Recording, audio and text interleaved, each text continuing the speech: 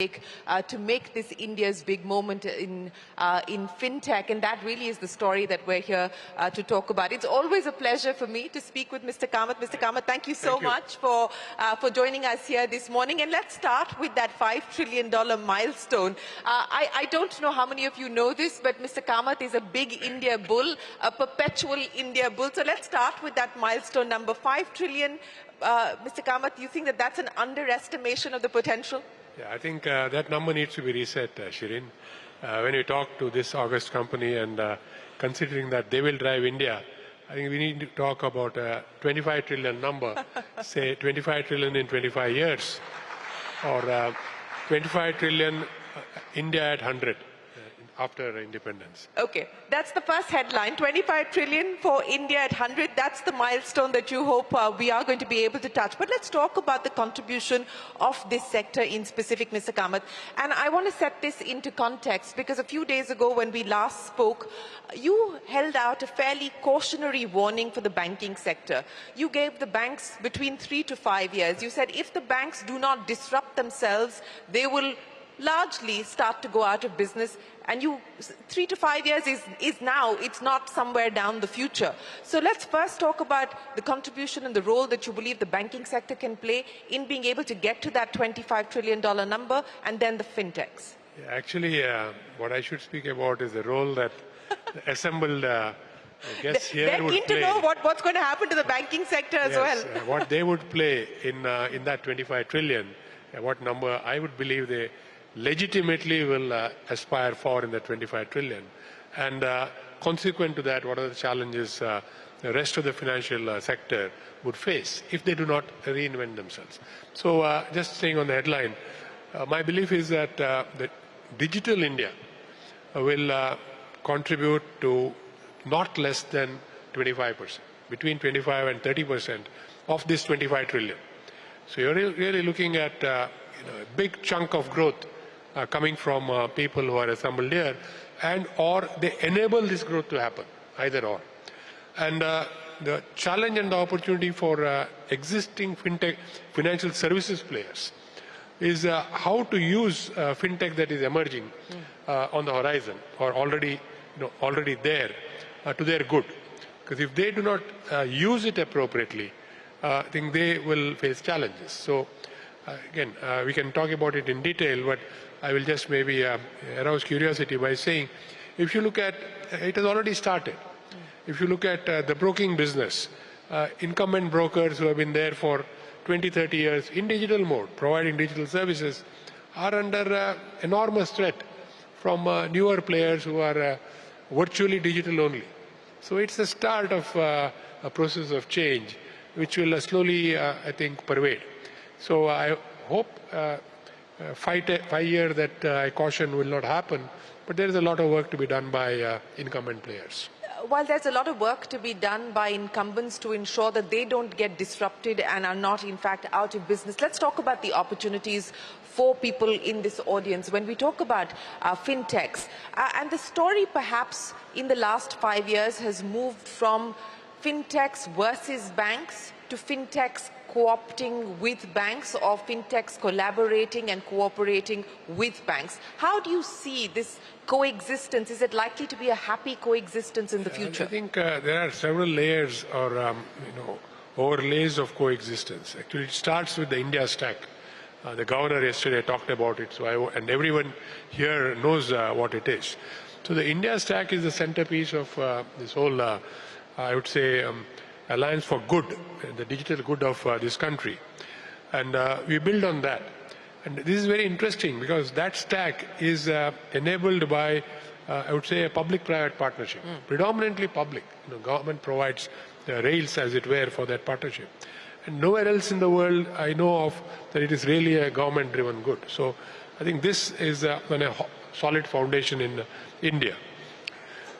Thereafter comes the other constituents, players, whether it is incumbents or new startups who are getting into this area, who will be enabled by the new technology players.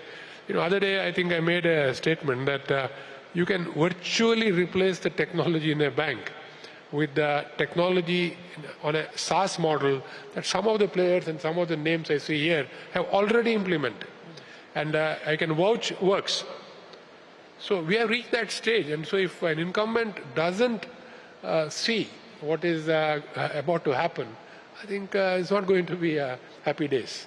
If you were still running a bank today, Mr. Kamath, would you be writing out checks to people in this audience? Do you believe that that is what we're likely to see more of now, banks going out there and buying fintechs? Banks have no options. I had a guest from abroad the other day, one of the largest global banks.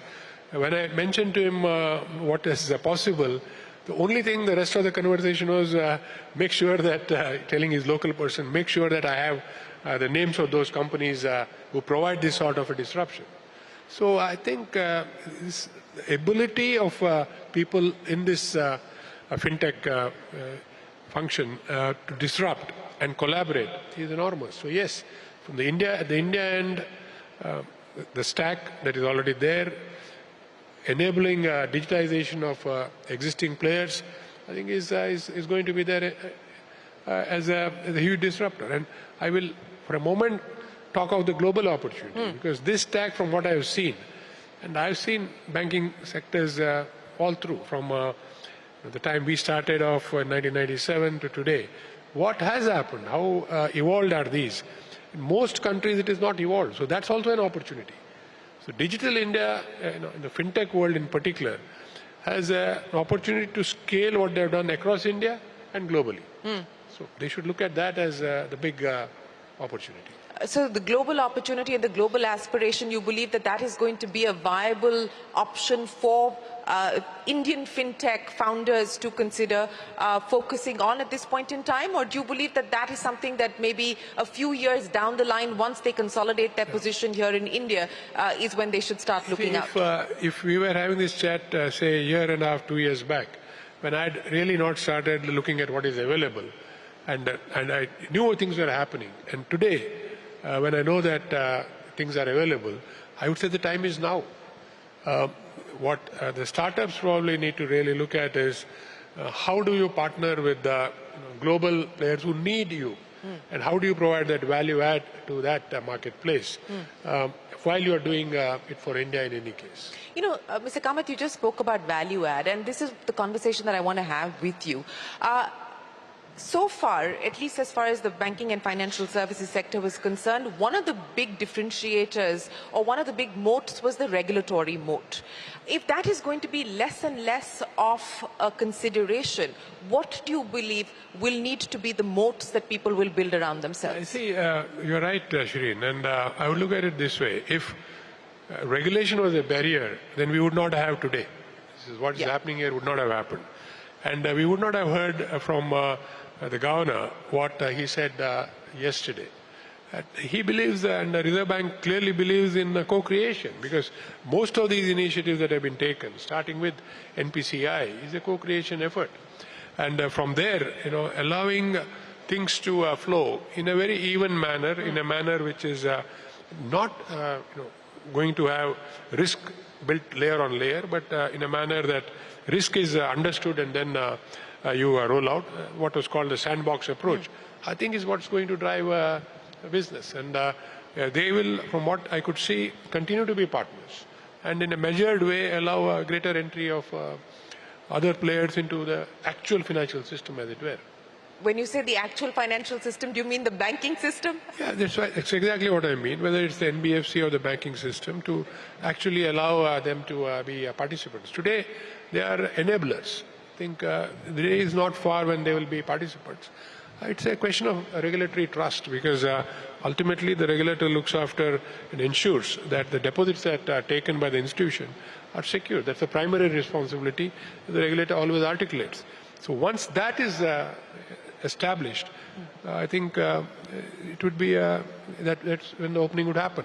But before that, on the technology side, it is already established. I want to get you to sort of talk to us about your experience in China, because that has been an economy that has seen the digitization wave, again, make the kind of leapfrog that we anticipate India will make as well. I want to understand from you the changes that brought about for the economy, the opportunities it opened up, and what could potentially be lessons here for us. Yeah, again, I think there are vast differences in what has happened there and what has happened here. Yes, they went into payments very early on. WeChat and Alipay went into payments very early on. But the rest of it is very interesting. If I were to actually look at a Chinese bank, it's far less digital than an Indian bank. An Indian bank. But there are technology enablers who are 5 years back or 4 years back when I lived there, probably were at at a higher level than in India. But in 4 years, I can say this without any hesitation, there is virtually no area where we are behind today. And that is, to me, the biggest driving force for us. And who has made it possible? This group of entrepreneurs here has made it possible. And within this, if I were to just pick one or two areas, it becomes very clear. Take, for example, the data. I still struggle to believe that we use the largest quantity of data and at the lowest price point. Yes. So there itself is a story. Data elsewhere, capacity was set up at a price point which was much higher, so the costs are higher to the end user. But we have in the last 3-4 years been able to roll out data at a price point never ever seen anywhere. Yeah. And as a consequence, the lay user can use it at that price point. And that makes it pervade and touch everybody that is around us, whether he is a literate or an illiterate today, uses data as almost as well. So I think these differences to me will stand in our good. And just to digress for a moment, to almost all areas where we used to bemoan that we are late to the party, we now say that it's good that we were late to the party because we are drawing or reaping the benefits of a price point which is much lower. Data is an example. So data to me has been a big opener in terms of what has been done.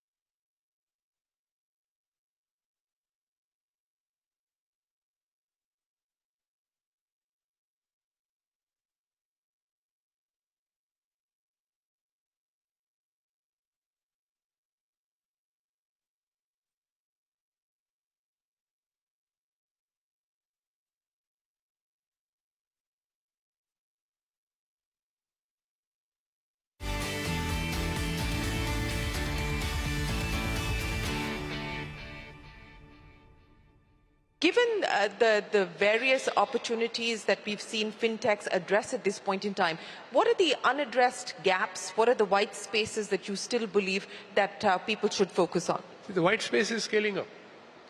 Because I can't see any area where they are not in.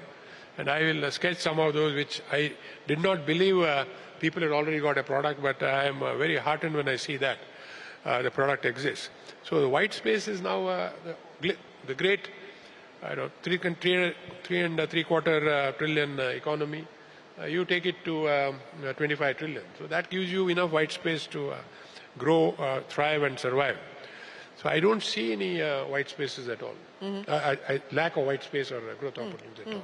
But given the advantage that we enjoy in the specific areas where we've already started to make headway, what do you believe can be done or what should be prioritized at this point in time?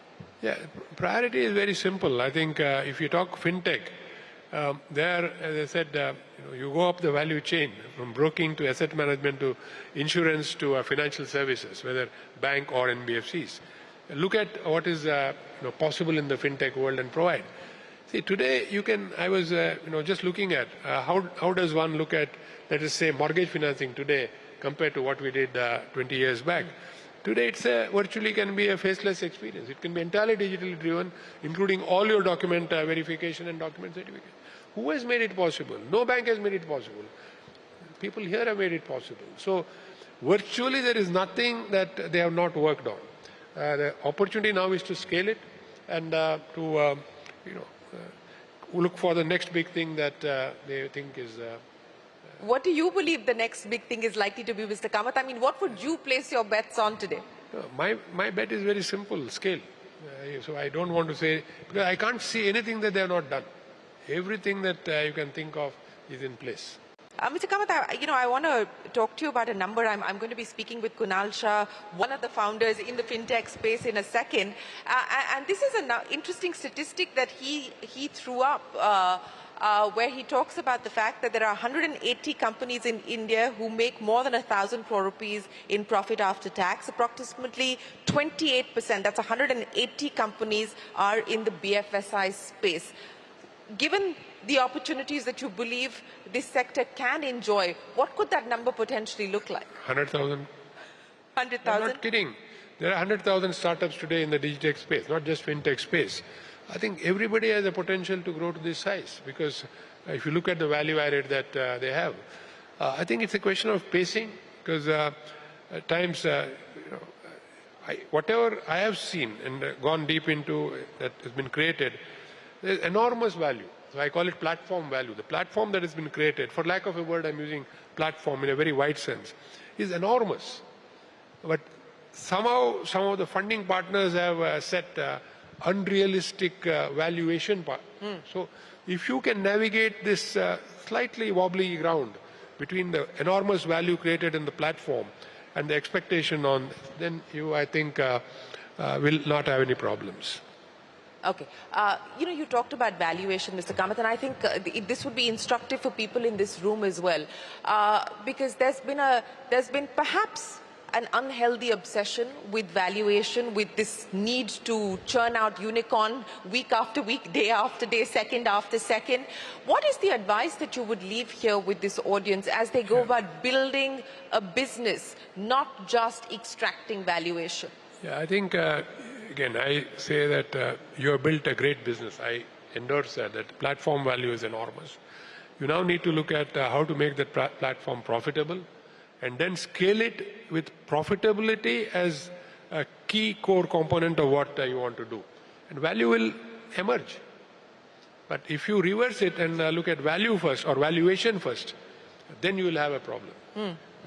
So you have created value in your business, the valuation has to follow. You're a believer in the story, but are you a believer in the profitable growth of this story? I always believe in profitable growth. There is no growth without profitability because it will be short-lived. And I don't want anyone here to fall consequent to that approach. So without profitability, there is no growth. That is something that everyone must focus on. Yeah. But at this point in time, and I think many are grappling with this dilemma, There has been money.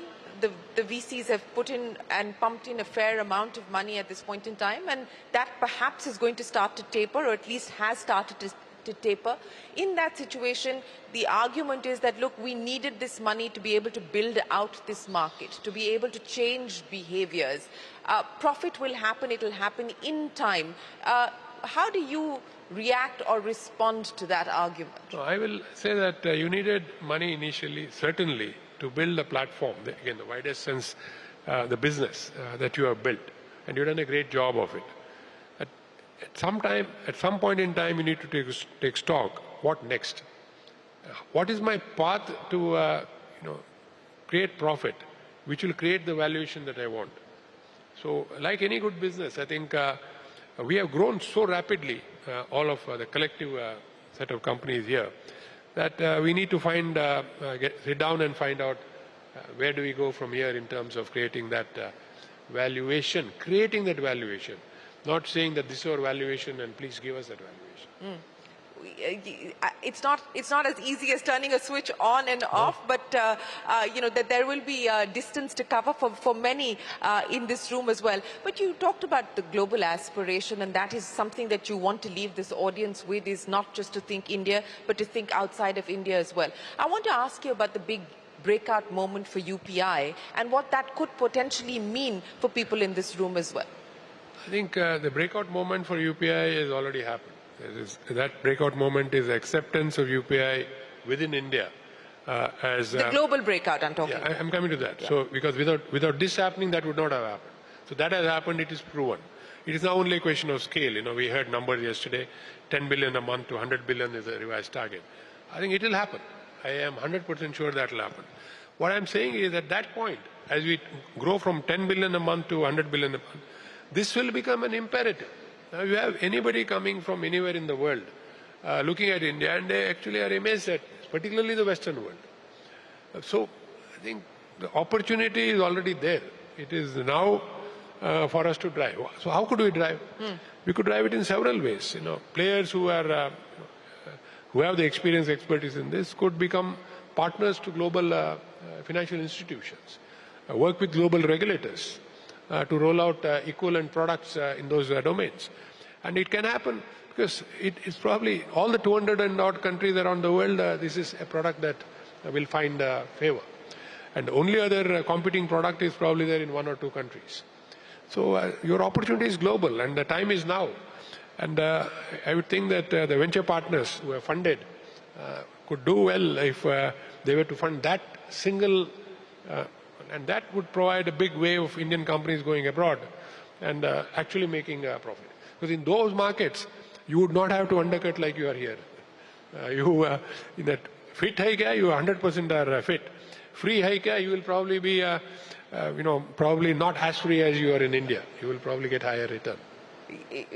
That is a possibility, but the time is now to start thinking about going global. That's the other big message that's coming in from Mr. Kamath. We talked about the breakout moment for the UPI, and I also want to address the issue of the CBDC with you, because the governor here held out a large, audacious target as far as the CBDC is concerned as well.